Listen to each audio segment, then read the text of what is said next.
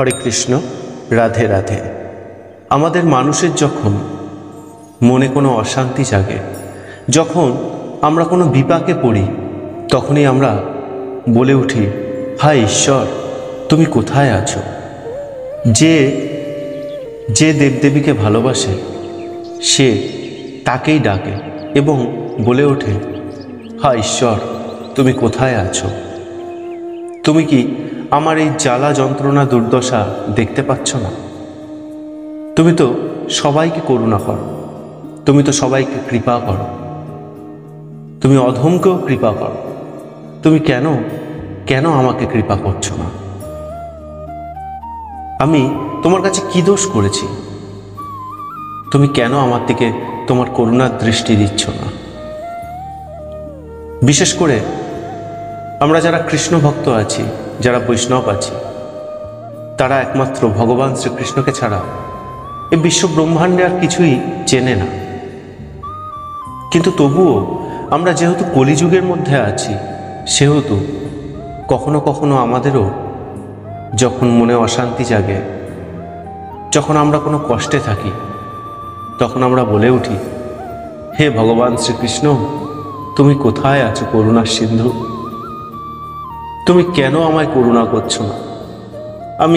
আমি তোমার চরণে কি দোষ করেছি ভগবান? তুমি কেন আমায় কৃপা করছো না? কিন্তু আমরা কখনো এই বিষয়টি নিয়ে মাথা ঘামাইনি যে ভগবান ঠিক এই মুহূর্তে কোথায় আছে। হয়তো আমাদের সাময়িকভাবে কখনো কখনো জানার আগ্রহ জেগেছে মনে যে ভগবান কোথায় আছে, কিন্তু আমরা সেরমভাবে কখনোই জানতে পারিনি যে ভগবান সত্যি এই মুহূর্তে কোথায় আছেন। ভগবান শ্রীকৃষ্ণ গীতার উপদেশের মাধ্যমে অর্জুনকে বলে গিয়েছিলেন যে এই বিশ্ব ব্রহ্মাণ্ডে তুমি যা দেখছো, যাবতীয় যা কিছু আছে, এই সবের মধ্যেই আমি বিরাজ করছি, কিন্তু তেমনভাবে কোনো কিছুর মধ্যে কিন্তু আমি নিজেকে লিপ্ত করি না।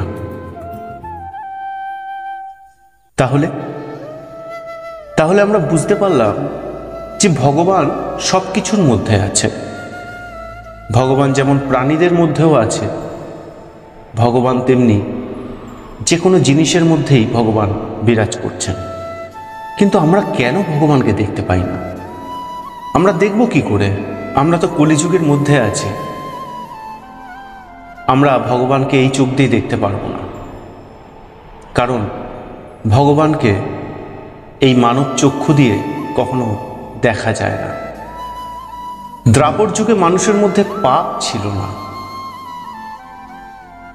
সেই জন্য দ্বাপর যুগে স্বয়ং ভগবান শ্রীকৃষ্ণ প্রকট হয়েছিলেন। তখন তাকে সবাই দেখতে পেতেন, কিন্তু কলিযুগে পাপে এত ভরে গেছে এ পৃথিবী যে ভগবান দৃশ্যমান নয়, কিন্তু ভগবান সব কিছুর মধ্যেই কিন্তু বিরাজ করছেন। ভগবান শ্রীকৃষ্ণ বলছে, তুমি যদি আমাকে দেখতে চাও, তুমি সবসময় দেখতে পাবে।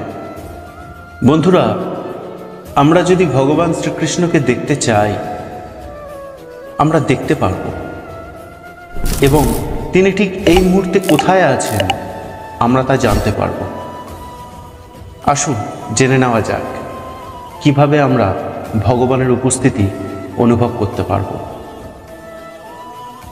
প্রথমত, ভগবান বলছেন, কোনো মানবের দ্বারা যদি কোনো সৎ কার্য হয়, তবে তুমি জানবে সেই সৎ কার্যের মধ্যেই আমি আছি। ভগবান বলছেন, কোনো মানব যদি ধ্যানমগ্ন হয়, তার সেই ধ্যানের মধ্যে আমি আছি। ভগবান বলছেন, কেউ যদি নিরন্তর আমার সেবা করে যায়, আমাকে ডেকে যায়, অবশ্যই আমি তাকে কৃপা করি এবং আমি আছি, সে উপলব্ধি করতে পারে সেটি। দেখবেন আমাদের মধ্যে অনেক ভক্তই আছেন যারা সর্বত্রভাবে তার সারাটি জীবন, তার সব কিছু ভগবানের চরণে সমর্পণ করে দিয়েছেন। সেই সমস্ত ভক্তদের ভগবান প্রত্যেক মুহূর্তে সংকেত দেন যে আমি আছি। যদি বলেন কি করে, ভগবানকে আপনি যখন সেবা দিচ্ছেন, হঠাৎ দেখলেন ভগবানের চরণ থেকে কোনো কারণে ফুলটা পড়ে গেল, কিন্তু ফুলটা যে পড়ে গেল সে পড়ার কোনো উপযুক্ত কারণ ছিল না। না সেখানে কোনো হাওয়া হচ্ছে, না কেউ ইচ্ছাকৃত ফেলে দিচ্ছে, কোনোভাবেই ফুলটাকে কেউ কিন্তু ফেলে দেয় না, কিন্তু ফুলটা অটোমেটিক পড়ে। অনেক ভক্ত আছে এটি দেখে ভয় পেয়ে যায় যে ভগবানের চরণ থেকে ফুলটা পড়ে গেল, এর মানে কি? এর মানে কি ভগবান আমার উপর ক্রুদ্ধ হয়ে আছে, ভগবান আমার উপর রেগে গেছে, তাহলে কি আমার সেবায় কোনো ভুল ত্রুটি হয়েছে? না বন্ধুরা, এটার মানে এটি যে আপনি ভগবানকে ঠিকঠাকভাবে সেবা করছেন, আপনি ভগবানের কাছে আছেন এবং ভগবান শ্রীকৃষ্ণের যে করুণার দৃষ্টি সেটি আপনার উপর আছে। ভগবান একটা কারণেই তার চরণ থেকে ফুল ওরমভাবে ফেলে দেন। এটি একটি ইঙ্গিত, তার ভক্তকে তিনি বোঝান যে আমি আছি, তুমি আমাকে হয়তো দেখতে পাচ্ছ না, কিন্তু তুমি বিশ্বাস করো আমি আছি। আমরা তো কলিযুগে বাস করি, তাই ক্ষণিকের জন্য আমরা ভয় পেয়ে যাই, আমরা বুঝতে পারি না যে ভগবান আমাদের কি বলতে চাইছে। আমরা মন গড়া কথা নিজেদের মতো নিজেরা বানিয়ে সেটি নিয়ে চিন্তা করতে থাকি আর ভাবতে থাকি। ভগবানকে একরকম বস্ত্র পরিয়ে দিলাম, কিছুক্ষণ পর দেখছি ভগবানের বস্ত্রটা কোনো কারণে একটু সরে আছে, কিংবা পাগড়িটা হয়তো খুলে গেছে। এটি কেন হয়? এর পেছনে অনেক কারণ আছে বন্ধুরা। এটিও ভগবানের একটা ইঙ্গিত। হয়তো সেই পোশাকটা ভগবানের পছন্দ না, এমনও তো হতে পারে। কেন, আমাদের যদি একটা জামা হয়তো পছন্দ হলো না, আমরা সে জামাটি কি করি? পরি না, ফেরত দিয়ে দিই, কিংবা রেখে দিই ঘরে। আমরা তো সেটাকে পরি না। ঠিক তেমনি ভগবানের হয়তো সেই পোশাক পছন্দ হয়নি, সেই জন্য ভগবান সেই পোশাক ওরমভাবে খুলে দিয়েছেন কিংবা সরিয়ে দিয়েছেন। দেখুন বন্ধুরা, ভগবান তিনি বিশ্ব ব্রহ্মাণ্ডের মালিক, তিনি এই বিশ্ব ব্রহ্মাণ্ডের দায়িত্ব নিয়ে আছেন। তাকে শুধু আমি বা আপনি সেবা করছি না, আমাদের মতন অজস্র কোটি কোটি মানুষ তাকে সেবা করছে। ভগবান শ্রীকৃষ্ণ কিন্তু প্রত্যেককে আলাদা আলাদাভাবে করুণা করছে। এমন না যে তিনি একবারে করুণা করছেন সবাই লাগছে, তা না, সবাইকে আলাদা আলাদাভাবে করুণা করছেন। ভগবান বলছেন কি, তোমার কর্মফল অনুযায়ী, তুমি যেমন কর্ম করেছ তোমার কর্মফল অনুযায়ী তুমি আমার কৃপা পাবে। এমন নয় যে আমি খারাপ কর্ম করেছি ভগবান আমাকে কৃপা করছেন, ভালো কিছু করে দিলেন, এমন নয়। কিন্তু তোমার কর্মফল অনুযায়ী তুমি কিন্তু কৃপা পাচ্ছ। আমরা অনেক সময় দেখি খুব খারাপ মানুষ, সে সারা জীবন খারাপ কাজ করেছে কিন্তু তার ভালো হচ্ছে, কিন্তু যে ভালো মানুষ তার ভালো হচ্ছে না। আমরা অনেক সময় ভগবানের উপর রাগ দেখাই, কিন্তু এই যে ভগবানের উপর কথায় কথায় রাগ দেখানো মহা অপরাধ, এ মহাপাপ। তাও ভগবান কিছু বলেন না, ভগবান হাসি মুখে সব কিছু মেনে নেন, সহ্য করে নেন, কারণ ভগবানের তো অতি প্রিয় তার ভক্ত। শুধু কি ভগবান একটু দুঃখ পান যে দেখো আমি কিছু যখন না দিই তখন কিরমভাবে আমার উপর রাগ দেখায় এরা, আর এদের জন্য আমি বারবার ছুটে গেছি এই ধরাধামে। কেন, ভগবান তো বারবার এসছেন তার ভক্তের জন্যে, অন্য কারোর জন্যে নন। তবু আমরা ভগবানের উপর রাগ দেখাই নিজেদের স্বার্থ পূরণ না হলে। তো যেটি বলছিলাম, অনেক সময় আমরা দেখি যে একটি খারাপ মানুষ তার ভালো হচ্ছে, যে ভালো মানুষ তার ভালো হচ্ছে না। কেন হয়? যে খারাপ মানুষ সে হয়তো বলা যায় না পূর্বজন্মে কিছু সুকৃতি করেছিল, কিছু ভালো কার্য করেছিল, কিছু পুণ্য কার্য করেছিল, সেই পুণ্যের ফলটি সে পাচ্ছে। এবার যতক্ষণ সেই পুণ্যের ফল তার থাকবে ততক্ষণ তার তো ভালো হবে। কিন্তু এ জন্মে সে যে পাপগুলো করছে তারপর থেকেই সেগুলোর বিচার শুরু হবে। তাহলে আমরা ভাবতে পারি, তাহলে যে ভালো মানুষ কেন তার খারাপ হচ্ছে? আমরা এই জন্মে দেখছি সে ভালো মানুষ, হয়তো পূর্বজন্মে সে ভালো মানুষ ছিল না, তার পূর্বজন্মে অনেক অনেক পাপ লুকিয়ে আছে, যার জন্যে তার এরম দুর্গতি, তাকে এত কষ্ট সহ্য করতে হচ্ছে। ভগবান বলছেন কি, তোমরা যা কিছু ভাবো, যা কিছু করো, প্রত্যেকটি জিনিসের মধ্যে আমাকে বসিয়ে বিচার করে দেখো, তাহলে আসলটা কি তোমরা পেয়ে যাবে। এটি বাস্তব কথা বন্ধুরা। আজকের আপনি একটা ক্ষুধার্ত মানুষকে খাদ্য দিচ্ছেন, এটি একটি কিন্তু কার্য। আপনার এই কার্যের মধ্যেই কিন্তু ভগবান শ্রীকৃষ্ণ বিরাজ করছে। কেন? ভগবান বলে দিয়েছেন প্রত্যেকটি এই বিশ্ব ব্রহ্মাণ্ডে প্রত্যেকটি ভালো কার্যের মধ্যে আমি আছি। বন্ধুরা, আমরা আসলে চাই না ভগবানকে জানতে, ভগবানকে বুঝতে, ভগবানকে সত্যিকারের প্রেম করতে। আমরাই চাই না, কারণ আমরা এতটাই অধম যে আমরা এই কলিযুগে এসে ঘোর কলিতে পড়ে পুরোপুরি কালিমা লিপ্ত হয়ে গেছি, যার জন্য তো আমরা চাই না। ভগবান বলছেন কি, তুমি ভালো করে দেখো আমি তোমার মধ্যেই আছি। প্রত্যেকটি প্রাণীর মধ্যে, প্রত্যেকটি জীবের মধ্যে ভগবান বিরাজ। তোর মধ্যে তুই আমাকে জাগা, তোর আমিত্ব তুই ভুলে যা, তুই আমাকে জাগা। আমি তো তোর মধ্যেই আছি, তোর মধ্যে যাবতীয় যা কিছু ভালো এই সবই তো আমি, বাদবাকি যা আছে তা তুই। তাহলে আমরা এই যে ভাবি যে ভগবান কোথায় আছেন, ভগবান প্রত্যেকের মধ্যে আছেন বন্ধুরা। আপনার মধ্যে আছে, আমার মধ্যে আছে, সবার মধ্যে ভগবান বিরাজ করছেন। তিনি আমাদের মধ্যে যোগনিদ্রায় বসে আছেন এবং সব কিছু খেয়াল করছেন।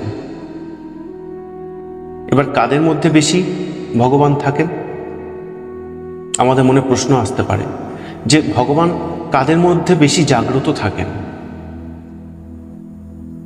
যেসব মহারাজরা তাদের জীবনে সব কিছু ছেড়ে দিয়ে ভগবানের চরণে আছেন, ভগবানের সেবা করে যাচ্ছেন, ভগবান তাদের মধ্যে বেশি জাগ্রত। একটা কথা বলি বন্ধুরা ছোট করে, দুই বন্ধু, এক বন্ধু নাস্তিক, এক বন্ধু আস্তিক। তা দুই বন্ধুর মধ্যে তর্ক হয়েছে ভগবান শ্রীকৃষ্ণকে নিয়ে। কি তর্ক? না, যে কৃষ্ণ নাম একবার করবে তার সমস্ত পাপ নষ্ট হয়ে যাবে তৎক্ষণাৎ। তখন যে নাস্তিক বন্ধুটা ছিল সে বলছে আমি কৃষ্ণ নাম করতে পারবো না। আর যে আস্তিক ছিল সে তো প্রথমেই বলে দিয়েছে হরে কৃষ্ণ কৃষ্ণ কৃষ্ণ হরে হরে, হরে রাম রাম রাম হরে হরে। তো যে নাস্তিক বন্ধুটি ছিল, যে বলল আমি কখনো কৃষ্ণ নাম করতে পারবো না, তার উত্তরে সে পেল, সে ওই যে রাগ করে একবার বলল না আমি কৃষ্ণ নাম করতে পারবো না, সে তো উচ্চারণ করে ফেললো কৃষ্ণ। আর কৃষ্ণ উচ্চারণ করলেই ভগবান তাকে করুণা করেন, কৃপা করেন, তার সমস্ত পাপ নষ্ট হয়ে গেল তৎক্ষণাৎ। তো আমাদের আগে ভালো করে নিজেকে বুঝতে হবে, নিজেকে বিচার করতে হবে। আমাদের মধ্যে যে ভালোটা আছে সেটাকে জাগাতে হবে, কেন সেই ভালোটাই হচ্ছে শ্রীকৃষ্ণ। শ্রীকৃষ্ণ আর কোথাও নেই, আমাদের মধ্যে বিরাজ করছে। সেই ভালোটাকে জাগাতে হবে। আর সেই ভালো জাগবে কি করে? সেই ভালো জাগবে আধ্যাত্মিকতার মাধ্যমে। আপনার মধ্যে আধ্যাত্মিকতা আসবে কি করে? আপনি যদি নাম জপ করেন, ধ্যান করেন, তবেই তো আপনার মধ্যে আধ্যাত্মিকতা আসবে। আর আধ্যাত্মিকতা যখনই আসবে তখনই আপনার মধ্যে কিন্তু ভগবান শ্রীকৃষ্ণ প্রকট হয়ে যাবেন। এমনি আমাদের প্রত্যেকের মধ্যে উনি বিরাজ করছেন। কারোর মধ্যে বেশি জাগ্রত আছেন, কারোর মধ্যে যোগনিদ্রায় বসে আছেন, কিন্তু তিনি সব লক্ষ্য রাখেন এবং সব কিছু বিচার করে দেখেন। বন্ধুরা, আমরা জানলাম যে ভগবান শ্রীকৃষ্ণ কোথায় আছেন। ভগবান শ্রীকৃষ্ণ আমাদের মধ্যেই আছেন। এবার জেনে নেওয়া যাক গভীর ধ্যান কি করে হয়। বন্ধুরা, আমরা ভক্তরা যখন মালা জপ করি না, ওই মালা জপ করার সময় আমাদের একান্ত উচিত যে আমাদের যে চক্ষু আছে তা বন্ধ করে মালা জপ করা। আমি যেগুলো বলছি মন দিয়ে শুনবেন, তাহলে আপনি বুঝতে পারবেন এই ধরনের ঘটনাগুলি আপনার সাথেও ঘটেছে, কিন্তু আপনি তখন হয়তো জানতেন না যে সত্যিকারের এটা কি। আপনি যখন মালা জপ করছেন, প্রথমে বলে রাখি, আপনি একটি সমতল জায়গায় আসন পেতে বসবেন। বসে আপনি মালা জপ করছেন এবং চোখ বন্ধ করে করতে হবে। প্রথমে যখন আপনি এক মালা জপ করবেন, আপনার সেরকম কিছু অনুভূতি হবে না। আপনার মনে হবে কতক্ষণে মালা জপটা শেষ হয়। এইটা যেটা মনে হচ্ছে না যে কতক্ষণে মালা জপ শেষ হবে, এটা কিন্তু করাচ্ছে কলি। আপনাকে মালা জপ চালিয়ে যেতে হবে। যখন আপনার 2 মালা থেকে 3 মালা ক্রস হবে, 4 মালার দিকে আপনি যাচ্ছেন, তখন দেখবেন আপনি কিন্তু চোখ বন্ধ আছে আপনার, আপনি জপে যাচ্ছেন হরে কৃষ্ণ কৃষ্ণ কৃষ্ণ হরে হরে, হরে রাম রাম রাম হরে হরে। আপনি দেখবেন আপনার যেন মনে হচ্ছে শরীরটা মনে হয় টাল দিল, মনে হলো সামনের দিকে ঝুঁকে পড়লাম কিংবা সাইডের দিকে টাল খেলাম। তখন আমরা কি করি, আমরা সেই সময় সঙ্গে সঙ্গে সজাগ হয়ে যাই। অনেকে চোখ খুলে ফেলে, অনেকে সজাগ হয়ে যায়। ওই যে সজাগ হয়ে গেলাম না, যে আমি পড়ে যাচ্ছিলাম, আমি টাল খেয়ে গেছিলাম, আমি পড়ে যাচ্ছিলাম, ওই যে সজাগটা, যখন আমরা ওই সজাগ হয়ে গেলাম, আমাদের মধ্যে আমিত্বটা জেগে উঠল। আমাদের কিন্তু ধ্যান আর হলো না। তো আমাদের কি করতে হবে? আমরা যখন ওরম চোখ বন্ধ করে জপ করছি, মনে হলো আমরা টাল খাচ্ছি, আমরা সেটাকে গ্রাহ্য করব না। আমাদের চুপচাপ ওভাবে বসেই জপ করে যেতে হবে। যখন আপনি চুপচাপ বসে ওইভাবে জপ করতে থাকবেন, একটা সময় আপনি যদি ওই যে টাল খাচ্ছেন ওটাকে যদি ভ্রুক্ষেপ না করেন, আপনি গভীর ধ্যানমগ্ন হতে পারবেন। আর আপনি যখন গভীর ধ্যানমগ্ন হবেন, তখনই তো ভগবানকে অনুভব করতে পারবেন, উপলব্ধি করতে পারবেন। আর যে ব্যক্তি একবার ধ্যান করেছে এবং তার ধ্যান ঠিকঠাক হয়েছে, সে গভীর ধ্যানে যেতে পেরেছে, সেই ব্যক্তি কিন্তু ধ্যান ছাড়া আর থাকতে পারবে না। কারণ ধ্যানে যে কি বলবো, যে অমৃত আছে, যে আনন্দ আছে, যে শান্তি আছে, তাই বিশ্ব ব্রহ্মাণ্ডে কোথাও নেই। তো আমাদের ভক্তদের ভগবান এত সুযোগ করে দিয়েছে, আমরা মালা জপ করতে করতে গভীর ধ্যানে চলে যেতে পারবো। কিচ্ছু না, আমাদের জপ করে যেতে হবে, আমাদের কোনো কিছুর দিকে খেয়াল দেওয়া চলবে না। আর আমাদের মধ্যে যেন কোনো কারণে আমিত্বটা না জেগে ওঠে। ভগবানের মুখ চিন্তা করো, করে আস্তে আস্তে মালা জপ করতে করতে করতে করতে 3 মালা 4 মালা আস্তে আস্তে হতে হতে যখন ওইরকম টাল দিচ্ছে, ওটাকে ভ্রুক্ষেপ না করলে গভীর ধ্যানমগ্ন হয়ে গেলে। এবার গভীর ধ্যান কিন্তু গভীর ধ্যানে যখন পড়ে, সেটিও হয় ভগবানের ইচ্ছায়, এবং ধ্যান থেকে জাগ্রত সেটাও ভগবানের ইচ্ছায় হয়। তখন দেখবেন আপনি 2 ঘন্টা 3 ঘন্টা 4 ঘন্টা কিভাবে চলে যাচ্ছে আপনি নিজেও বুঝতে পারছেন না, ধ্যান হয়ে যাচ্ছে। তাহলে এর ফলে আমাদের কি হচ্ছে, মালা জপটা হচ্ছে ঠিকঠাক, ধ্যানটাও হয়ে যাচ্ছে। আর কী করে গভীর ধ্যান করতে হয় সেটা আমরা বুঝে যাচ্ছি, পেয়ে যাচ্ছি। তো আমরা এইভাবে গভীর ধ্যান করতে পারি। আর ধ্যান করলে তবে তো আপনি বুঝতে পারবেন যে আসলে ভগবান কোথায় আছে। তো বন্ধুরা, আজকের ভিডিওটি এইটুকুনি, দেখা হবে পরবর্তী ভিডিওতে। হরে কৃষ্ণা, রাধা রাধা।